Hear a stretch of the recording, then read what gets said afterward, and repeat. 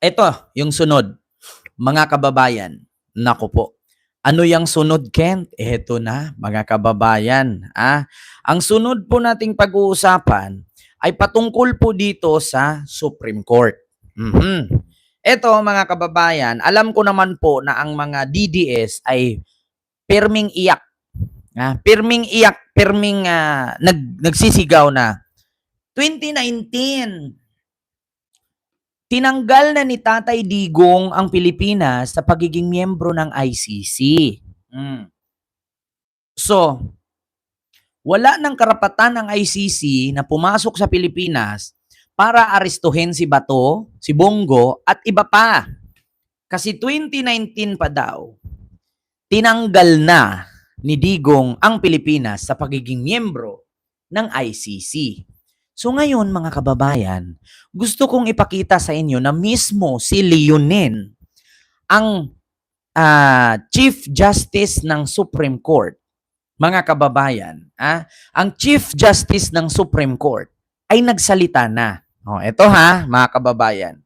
Ipakita ko sa inyo na talagang ultimo ang Supreme Court nagsalita na pwedeng arestuhin si Bato dito sa Pilipinas kahit hindi na tayo miyembro ng ICC.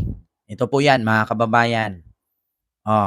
Ito po pakita ko sa inyo, mga kababayan.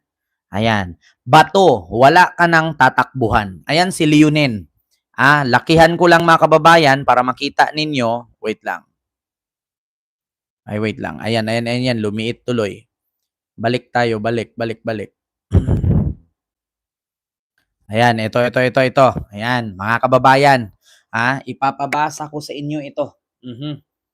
Ito, basahin ninyo, mga kababayan, kung anong sabi ni Leonen. Si Leonen mismo ang nagsabi. Ayan, basahin natin mga kababayan. Pakibasa ang sinabi ni Leonen.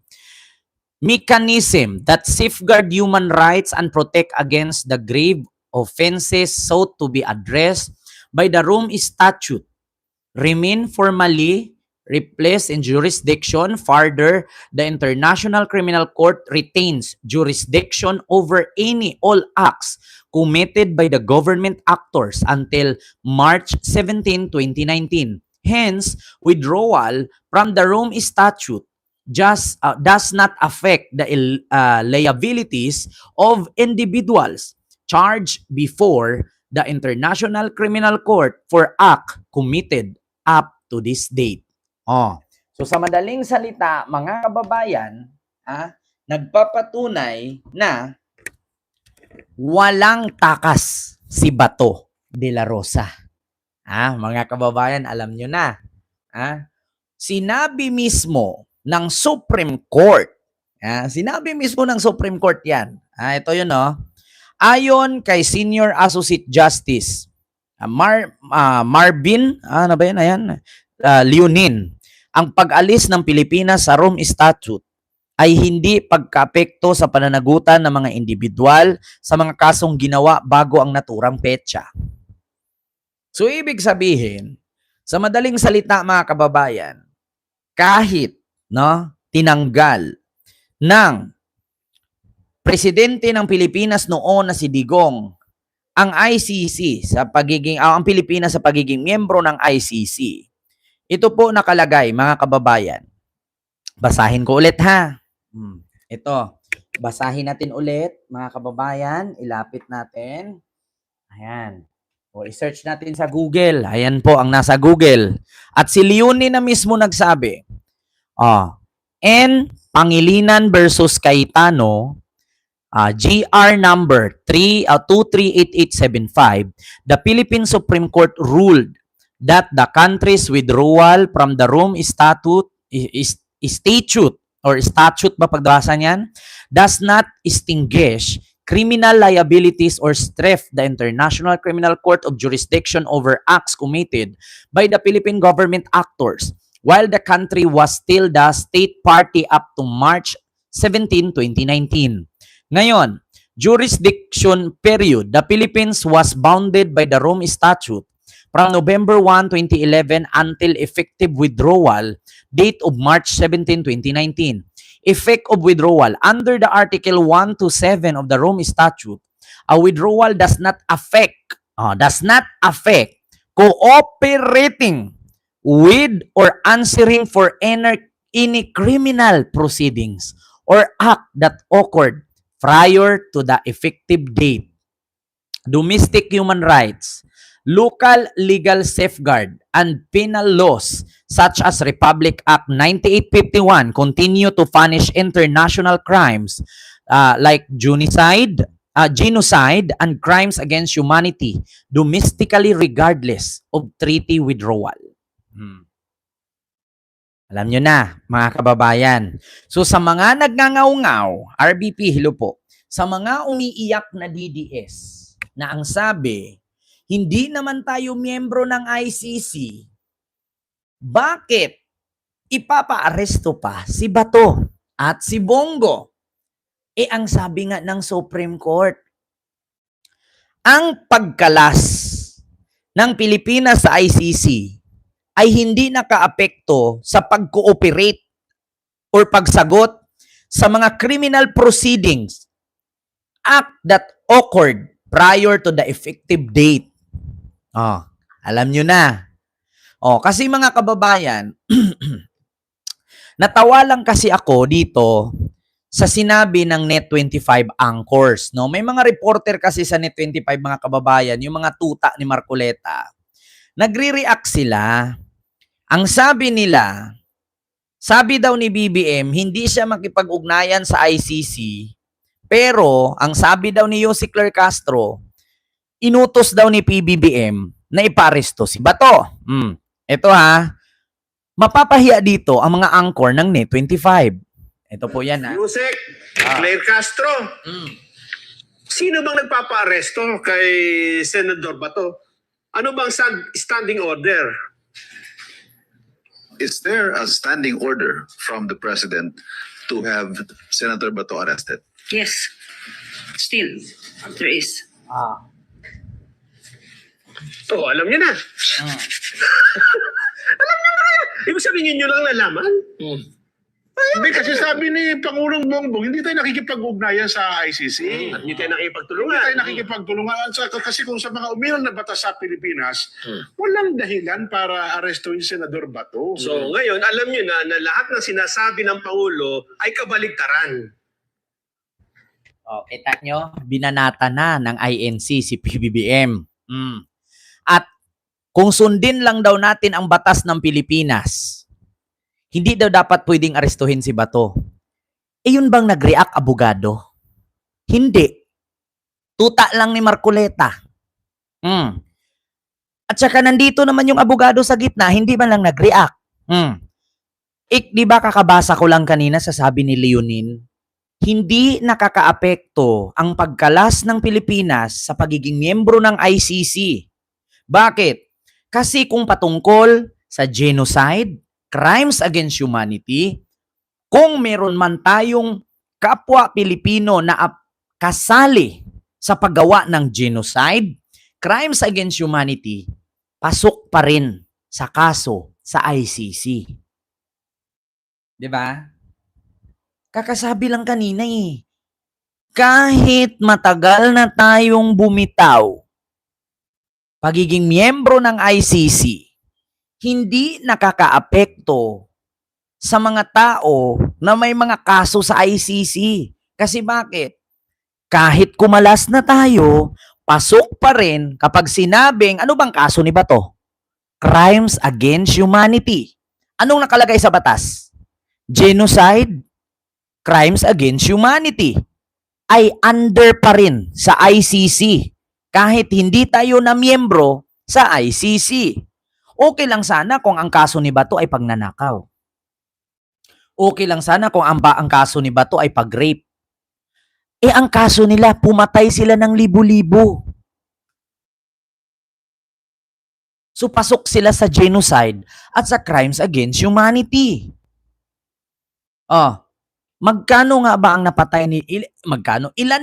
napatay ni Digong noong siya ang presidente? Ayon sa ulat ng PNP, 6,000. Ayon sa ulat ng Human Rights, 30,000. Oh. So hindi pa ba matatawag na crimes against humanity ang 6,000 at 30,000? Kahit magkaiba man ang investigasyon ng Human Rights at ng PNP, pero libo ang pinag-uusapan dito. Mga kababayan, libo. Hindi ba matatawag na crimes against humanity ang 5,000 sa PNP or 30,000 sa Human Rights? Ilan nga ba ang mapatay para matawag na crimes against humanity? 50 plus. Pasok na sa crimes against humanity. Ilan ang nasa kaso ni Digong? 75. 75 lang ang nandun.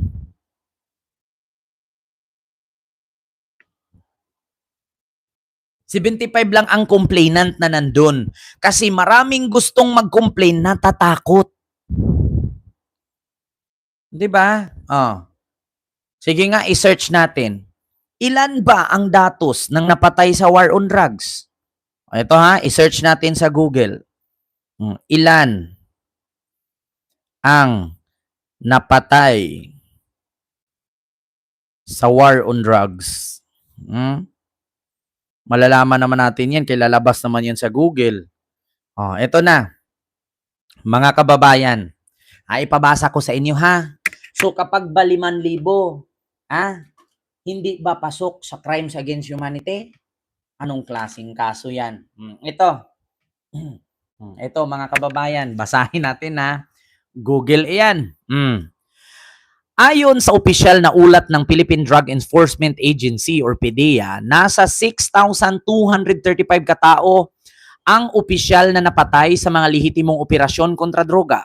Ngunit ayon sa mga grupo ng karapatang pantao at investigasyon na tunay na bilang ay umabot sa 20,000 hanggang 30,000 dahil kasama rito ang mga napatay na mga hindi nakilalang salarin.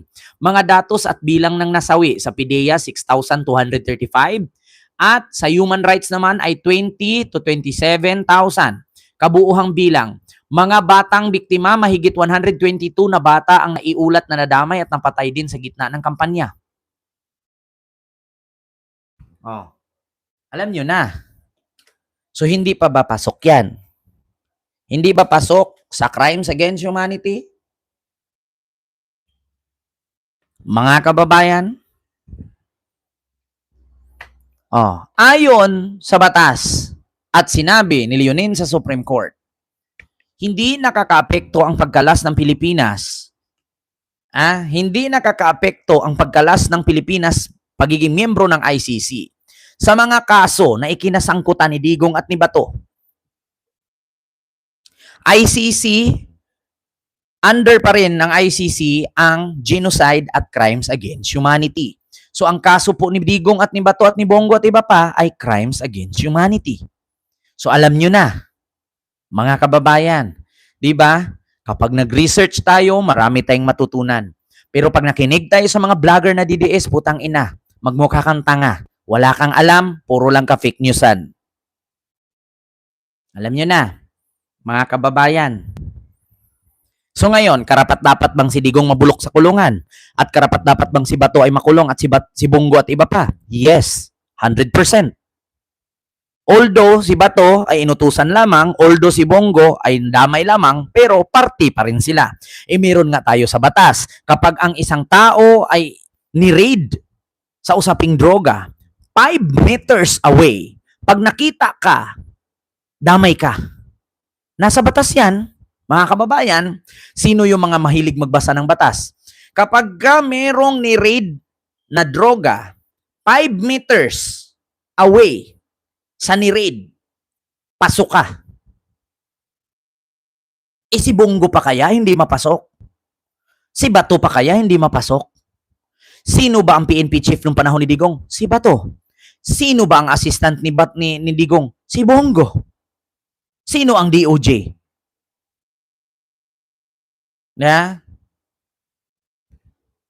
Sino ang DOJ noon at the time? Si Aguirre. Sino ang isang PNP chief na sumalo kay Bato? Si Albayalde. Ganun po yun, mga kababayan. Kaya kahit mismo ang Supreme Court, binira kasi mga kababayan, binira ng Net25 host si PBBM na ang mga sinabi daw ni PBBM ay puro kabaliktaran. Ganito po kasi yan eh. Kung pakinggan natin ang Net25, tama sila. Kwento nila yun eh. Pero kung pakinggan natin ang batas, tama si BBM. Bakit? Una, kung si PBBM hindi niya payagan na hulihin si Bato, si Bongo, at si Digong, maraming mambabatas, mga kongresista, mga senador. More on congressman are lawyers. Marami din pong mga abogado sa Pilipinas. Alam nyo ba kung itutolerate ni PBBM yan, may possibility na si PBBM mapapa-impeach dyan. Kasi bakit? Pwedeng sabihin ng mga complainant na kasabwat siya. Kasi bakit hindi niya payagang arestuhin? Inasa Rome Statute ng ICC. Once na itong mga kasong genocide at crimes against humanity, pasok pa rin sa kustodiya ng ICC kahit kumalas ang Pilipinas pagiging miyembro. Nakita nyo naman yung in-interview ni Maris Umali na si Dr. Fahad. Ang sabi niya, ang ICC is parang infinity. Kahit kumalas ka dyan, tuloy-tuloy yan. Kasi ang kaso ni Digong, ni Bato at mga co-perpetrator ni Digong ay genocide and crimes against humanity. Walang katapusan yan. Pag sinabi mong crimes against humanity, pasok na pasok sa banga ng ICC yan. Yeah? Kaya sana yung mga host doon sa Net25, nag-isip sana kayo, ang sabi pa nung isang host, yung bata-bata ni Marcoleta, kung sundin lang natin ang batas ng Pilipinas, hindi talaga pwedeng arestuhin si Bato. Ha? Mas may alam ka pa kay Leonen? Ha? Pag sure din ha. Ayan o, sinabi niya.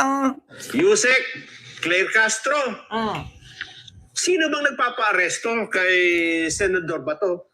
Ano bang standing order? Is there a standing order from the president to have Senator Bato arrested? Yes, Si Ivan Maylina yan still, nagtanong. there is. Oh, alam niyo na.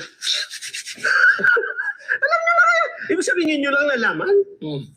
Hindi, kasi sabi ni Pangulong Bongbong, hindi tayo nakikipag-ugnayan sa ICC. At hindi tayo Hindi nakipagtulungan. tayo nakikipagtulungan. Kasi kung sa mga umiral na batas sa Pilipinas, walang dahilan para arestuin si Senador Bato. So, Sa mga umiiral na batas daw sa Pilipinas, walang dahilan para arestuhin si Senador Bato.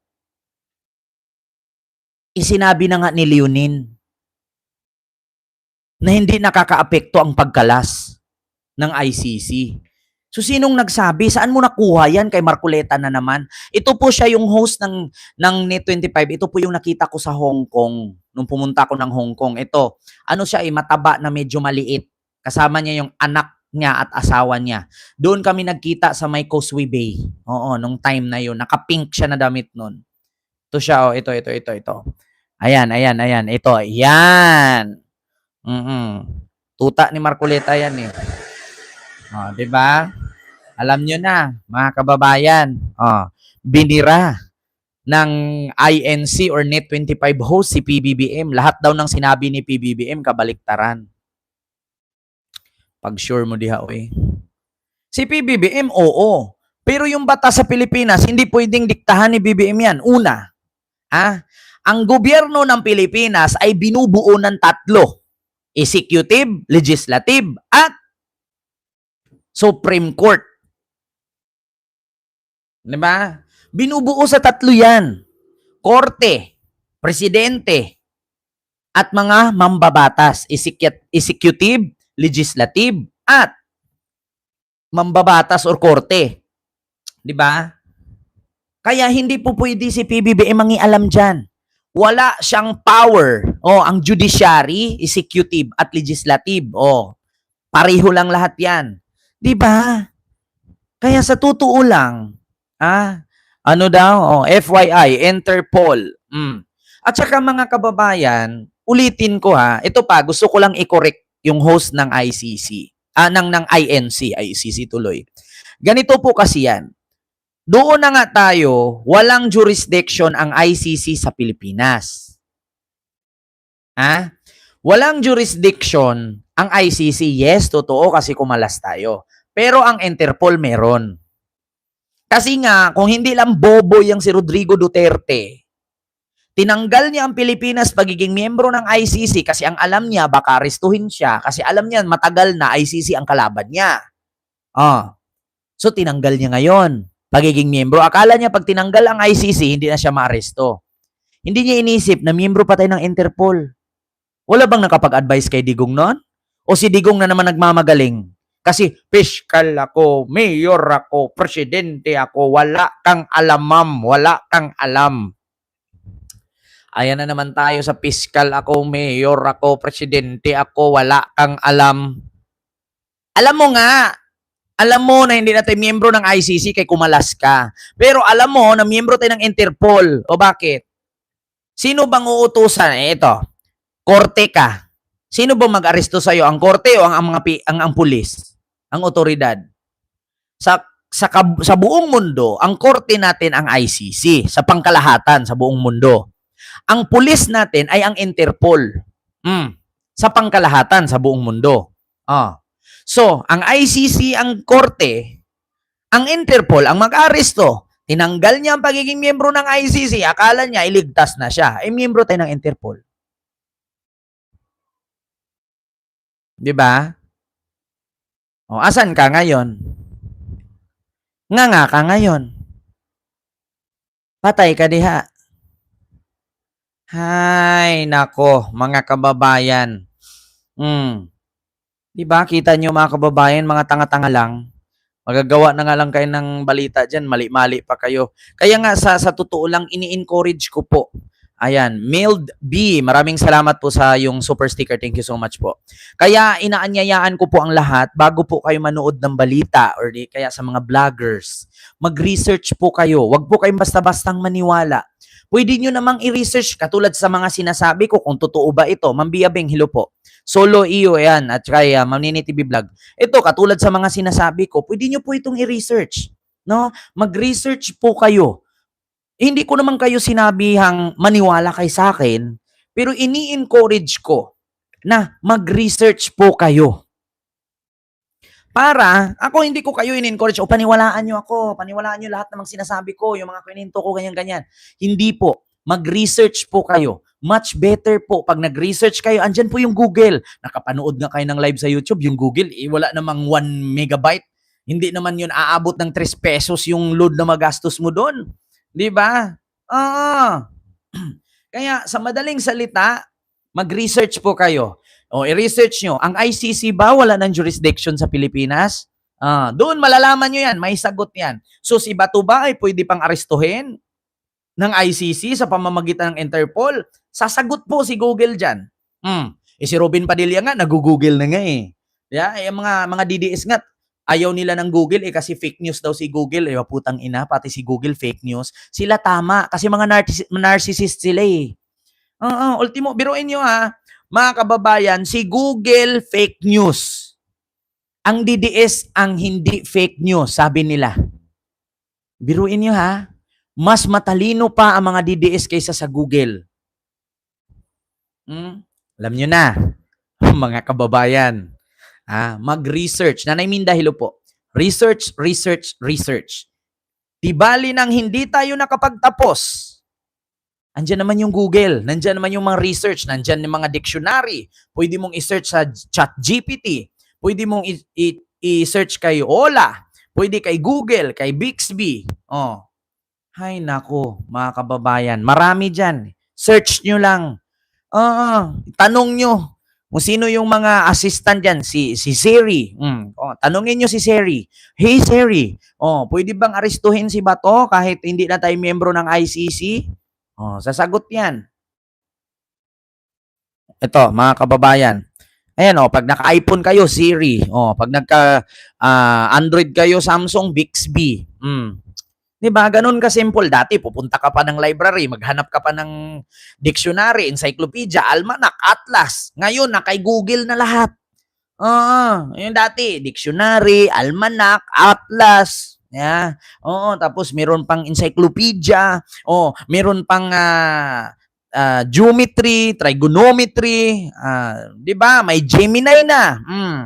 Yan, itanong mo lang, nandyan lahat. Mamunit ng si Risa Force, hello po. Sir Jerisel Puno, hello po. 'Di ba? Ayan si Meta. Si Meta AI. 'Di ba? Ganyan, mga kababayan. Itanong nyo lang, lalabas 'yan. 'Di ba? Ay, Diyos ko. Kaya mga kababayan, kahit sino at gaano kagaling na abogado, hindi niya kayang talunin si Google.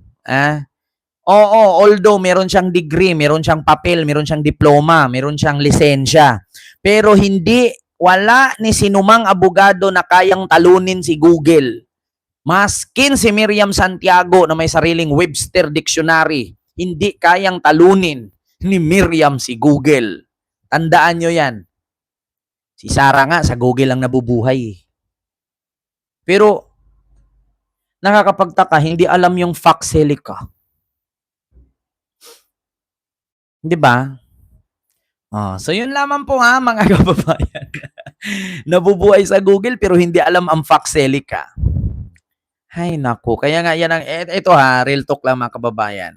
Kaya nga iyan ang isa sa sakit ng ngayon ng mga DDS na libre naman ang Google, libre naman ang mga AI assistant, hindi man lang mag-research.